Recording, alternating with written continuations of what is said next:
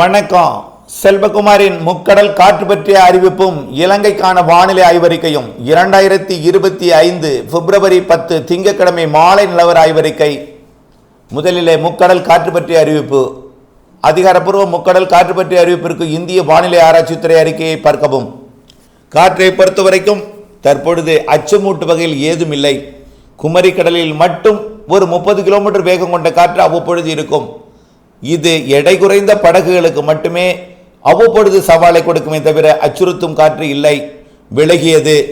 அதாவது தரைப்பகுதிகளில் மட்டும் உயரடுத்த காற்று வெப்பமடைந்து மேற்கு நோக்கி பயணிக்குமே தவிர கடலிலே பெரிய அளவிலே அதாவது காற்று சுழற்சியானது இல்லாத காரணத்தினாலே வலுவான காற்று ஏதும் குமரி கடலிலே இல்லை, நேற்றுடன் விலகியது. அது அடுத்த காற்று சுழற்சி நெருங்கும் பொழுது குமரி கடல் மன்னார் வளைகுடா பகுதிகளில் காற்றோட வேகம் சற்று அதிகரிக்கும்.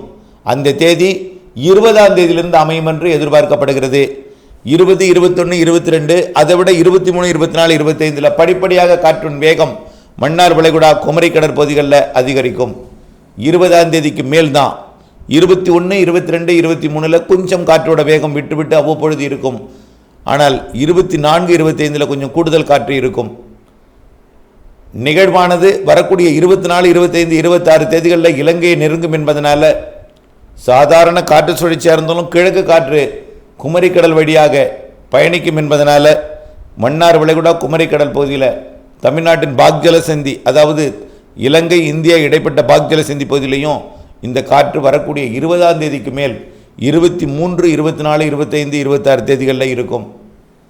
இது தவிர்த்து பிற அச்சுறுத்தல் கொடுக்கக்கூடிய காற்று இப்பொழுதைக்கு ஏதுமில்லை. அச்சமின்றி மீன்பிடிக்கலாம். எடை குறைந்த படகு மட்டும் குமரிக்கடல் பகுதிகளில், அது மன்னார் வளைகுடா ஒட்டியுள்ள குமரிக்கடல் பகுதிகளில் மட்டும் கொஞ்சம் விழிப்புடன் மீன்பிடிக்கணும். எடை குறைந்த படகு, பிளாஸ்டிக் படகு, பிற படகுகளுக்கு எந்தவித அச்சுறுத்தலும் இல்லை. சரக்கு போக்குவரத்து நடத்தக்கூடிய தூத்துக்குடி கொழும்பு, தூத்துக்குடி மாலத்தீவு, தூத்துக்குடி லட்சத்தீவு இடைப்பட்ட போக்குவரத்திற்கும் எந்த அச்சுறுத்தலும் இல்லை. தொடர்ந்து அச்சமின்றி கடல் தொழில் செய்யலாம். அடுத்தபடியாக இலங்கைக்கான வானிலை ஆய்வறிக்கை. இலங்கையை பொறுத்த வரைக்கும் வரக்கூடிய 12, 13, 14 தேதிகளில் மழை எதிர்பார்த்திருந்தோம். ஆனால் அந்த மழைப்பிடிப்பு இலங்கையின் கிழக்கு கரையோரம், தென்கிழக்கு கரையோரம் சொல்லலாம், கல்முனையை ஒட்டிய பகுதிகளில் மட்டும் நனைக்கு மழை, தூறல் மழை பொழிவை கொடுக்கும். இலங்கையின் பிற பகுதிகளுக்கு மிரட்டல் வானிலை மட்டுமே. நிலநடுக்கோட்டுக்கு தெற்கே இருக்கக்கூடிய நிகழ்வுகள் வட அரைக்கோள குளிர்காற்றை இருக்கிறது மட்டுமல்லாமல் நிலநடுக்கோட்டு அருகே நீடித்துக் கொண்டிருக்கூடிய காற்று சுழற்சியை முன்னேற விடாமல் தன் ஈர்ப்பில் பிடித்து வைத்திருக்கிறது. இந்த நிகழ்வு வரக்கூடிய 19, 20 தேதி வாக்கில் விலகி செல்லும் என்பதனால அதன் ஈர்ப்பிலிருந்து விடுபட்டு 2 காற்று சுழற்சிகள் ஒன்றிணைந்து, அதாவது சுமத்ரா தீவில் இருக்கக்கூடிய காற்று சுழற்சியும் ஏற்கனவே தென்சீன கடற்பகுதியிலிருந்து தாய்லாந்து வளைகுடா வழியாக தெற்கு அந்தமான் வழியாக வரக்கூடிய காற்று சுழற்சியும் வரக்கூடிய 20ஆம் தேதிக்கு மேல் ஒன்றிணைந்து 24, 25, 26 தேதிகளில் அது இலங்கையை நெருங்கும் என்று எதிர்பார்க்கப்படுகிறது. பிப்ரவரி மாத இறுதி வாரத்தில் 24, 25, 26 தேதிகளில் இலங்கைக்கு மழை வாய்ப்பை கொடுக்கும் வகையில் நெருங்கி வரலாம். வர வாய்ப்பு கூடுதல். 25, 26 தேதிகளில் கண்டிப்பாக இலங்கைக்கு மழை பொழிவை கொடுக்கும். அந்த நேரத்தில் தமிழ்நாட்டின் தென்கடலோரம் டெல்டா மாவட்டங்களுக்கும் மழை வாய்ப்பு தெரிகிறது. ஆக இலங்கையின் அடுத்த மழைப்பொழிவு 24, 25, 26 தேதிகளில் இருக்கும்.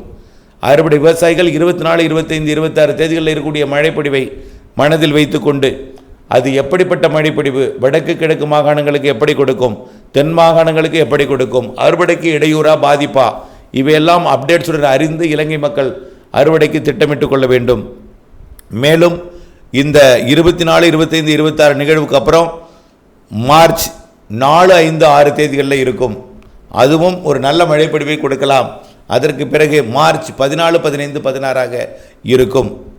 மார்ச் 21 சூரியன் குத்துக்கதிர் நிலநடுக்கோட்டை அடைந்த பிறகு மழைப்பொழிவு, அதாவது வளிமண்டலம் சாதகமாகி மழைப்பொழிவை அதிகரிக்க செய்யும். கண்டிப்பாக இந்த ஆண்டு கோடை நிகழ்வு வழக்கமாக எல்லா கோடையிலையும் அதாவது வங்கக்கடலோட வடக்கு பகுதி, மேற்கு வங்கம், ஒடிசா, வடக்கு ஆந்திர பிரதேசம் பகுதியை நோக்கி நகரும்.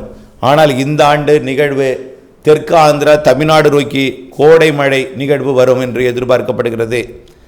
மார்ச்சிலிருந்தே அதோட தொடக்கத்துக்கான அறிகுறிகள் தென்படும். அதாவது இந்த மாதம் பிப்ரவரி மாதம் 24, 25, 26 நிகழ்வே மழைப்பொழிவை கொடுத்து விட்டால் கண்டிப்பாக மார்ச் ஏப்ரல் மே நிகழ்வு வலுவாக இருக்கும். மழையும் இருக்கும், வெயிலும் இருக்கும். மாதம் முழுவதும் மழை பொழிந்து விடாது. மாதத்திற்கு 4-5 நாட்கள் மழை இருக்கும். பிற நாட்கள் எல்லாமே வெயில் இருக்கும். வெயில் சராசரியை ஒட்டி சராசரிக்கு குறைவாகவோ அல்லது சராசரியோ வெயிலோ இருக்கும். ஆனால் மழைப்பொழிவை பொறுத்த வரைக்கும் சராசரிக்கு கூடுதல் மழைப்பொழிவு இந்த ஆண்டு கோடையில் இருக்கிறது. மார்ச் இறுதி வாரத்தில் இருந்து ஏப்ரல் மற்றும் மே மாதங்களிலே மாதத்திற்கு ஒரு நிகழ்வு வலுவாக மழைப்பொழிவை கொடுக்கும். கண்டிப்பாக தென்மேற்கு பருவமழையும் முன்கூட்டியே தொடங்கும். அதாவது மே 31ஆம் தேதியே தொடங்க வாய்ப்பு இருக்குது. ஜூன் 1-2 தேதிகளில் கண்டிப்பாக தொடங்கும். தொடங்குவதே ஒரு நிகழ்வால் தொடங்கும். நிகழ்வால் தொடங்கி நல்ல மழைப்பொழிவை கொடுக்கும். அணைகளை நிரப்பும், முன்கூட்டியே அணைகளை நிரப்பும். ஏற்கனவே அணைகள் நிரம்பி இருக்கிறது இலங்கையில். இலங்கையில் அணைகள் நிரம்பி இருக்கிறது. இந்த ஆண்டும் அதே போல தான். மலைகளில் கிழக்கு கரையோரத்தில், அதாவது பொதுவாக நிகழ்வு அரபிக்கடலில் தான் உருவாகும், வங்கக்கடலில் ஆந்திர பிரதேசத்தை தாண்டி உருவாகும். ஆனால் காற்று சுழற்சிகள் இந்த ஆண்டு வங்கக்கடலையும் அரபிக்கடலையும் உருவாகி இலங்கை மற்றும் தமிழ்நாட்டிற்கே தென்மேற்கு பருவமழை காலத்தில் மழைப்பொழிவை கொடுக்கும் என்று எதிர்பார்க்கப்படுகிறது. ஆகவே கண்டிப்பாக இலங்கைக்கு தென்மேற்கு பருவமழை இந்த ஆண்டு சிறப்பாக இருக்கும். காற்று பகுதிக்கும் மழை இருக்கும். இலங்கைக்கு பொதுவாக புத்தளம், கொழும்பு போன்ற பகுதி, காலிகலம் காற்று பகுதியாக தான் இருக்கும். இந்த ஆண்டு காற்று பகுதிக்கும் மழை இருக்கிறது இலங்கைக்கு என்பதை புரிந்து கொண்டு, அதாவது காற்றும் இருக்கும், அவ்வப்பொழுது காற்று சுழற்சிகள் உருவாகி காற்று பகுதிக்கு மழைப்பொழிவையும் கொடுக்கும். அதுதான் இந்த ஆண்டோட சிறப்பு.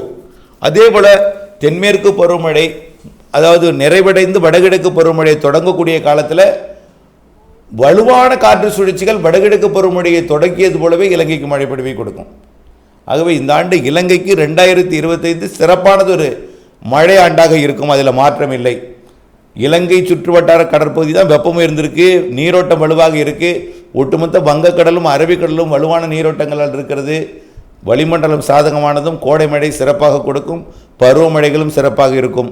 இலங்கை மக்கள் செய்ய வேண்டிய வேலை ஒன்றே ஒன்று, மழைநீரை சேகரித்திடுங்கள், அதற்கு பண்ணை குட்டையை அமைத்திடுங்கள்.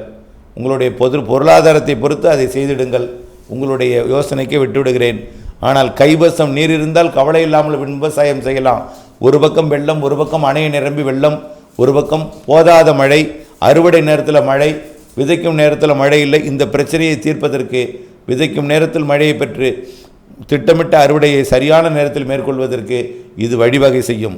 விதைக்கும் நேரத்தில் மழை இல்லாதால் தாமதமாக விதைத்தோம், அது மழை காலத்தில் நன்றாக மாட்டிக்கொண்டது என்பது உங்களுக்கெல்லாம் நன்றாக தெரியும். ஆகவே கைவசம் நீர்த்தேக்கி கவலை இல்லாமல் முன்கூட்டியே சரியான நேரத்தில் விவசாயம் செய்வதற்கு மழைநீர் சேகரிப்பு அமைப்பை அமைத்திடுவோம். இணைந்தே இருப்போம். அப்டேட்ஸுடன் திட்டமிட்ட வேளாண்மை செய்திட. நன்றி.